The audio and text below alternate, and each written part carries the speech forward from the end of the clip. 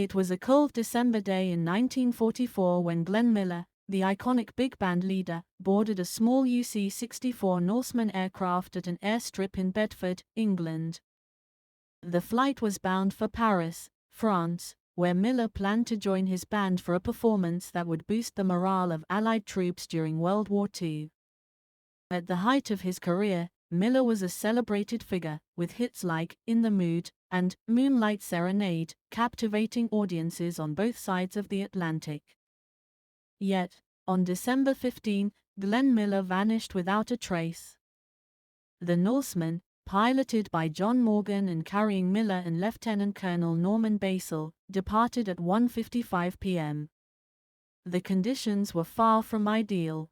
England was shrouded in dense winter fog, and temperatures hovered near freezing. Despite the weather, Morgan was experienced, and the journey was expected to be routine. Hours later, the aircraft failed to arrive in Paris, and Miller, along with the others on board, was declared missing.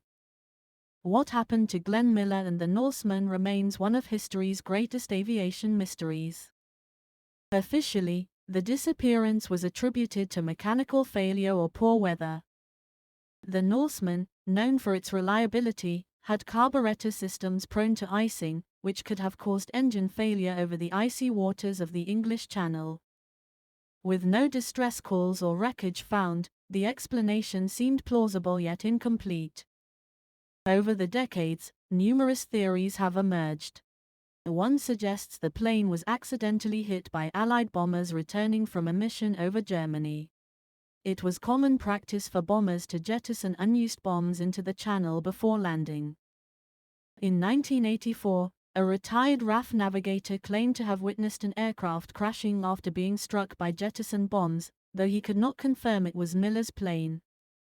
Another theory posits that Miller's death was more sinister.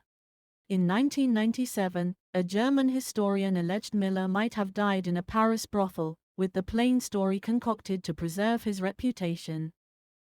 This claim has been widely dismissed as baseless and disrespectful, given Miller's known character.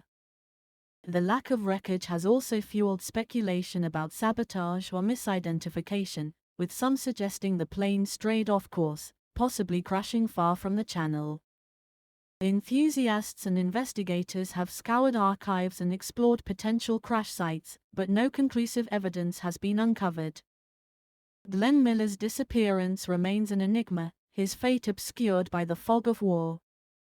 His music endures, a haunting reminder of the man whose life ended in mystery, leaving the world to wonder what truly happened that December day. Era frio dia de dezembro em 1944 quando Glenn Miller, o icônico líder de uma big band, embarcou num pequeno avião UC-64 Norseman numa pista de aviação em Bedford, Inglaterra.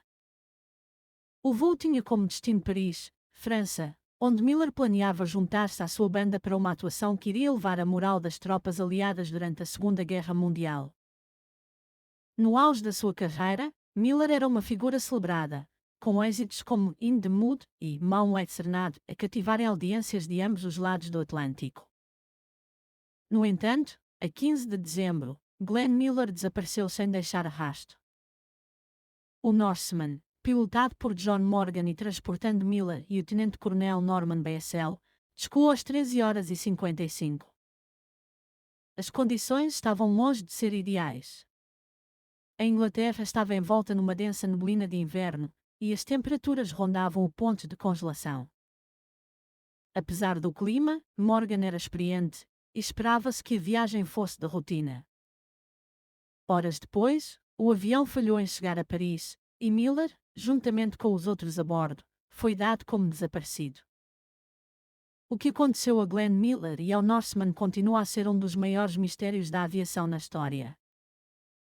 Oficialmente, o desaparecimento foi atribuído a uma falha mecânica ou ao mau tempo.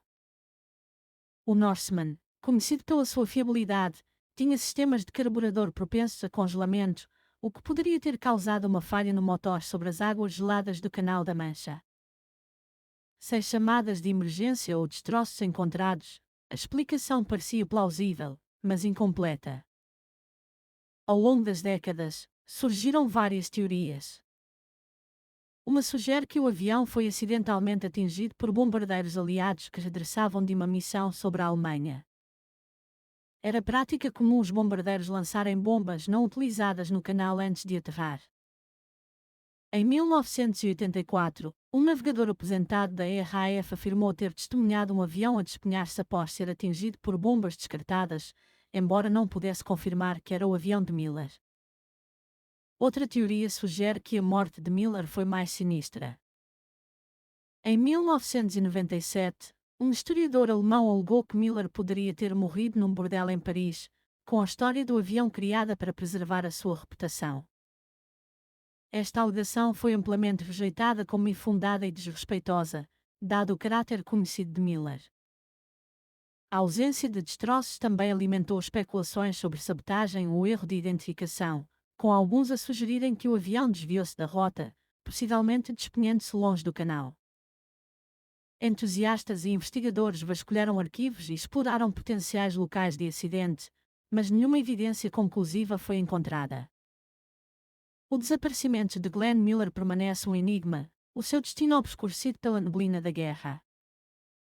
A sua música perdura, um lembrete assombroso do homem cuja vida terminou em mistério, deixando o mundo a questionar o que realmente aconteceu naquele dia de dezembro.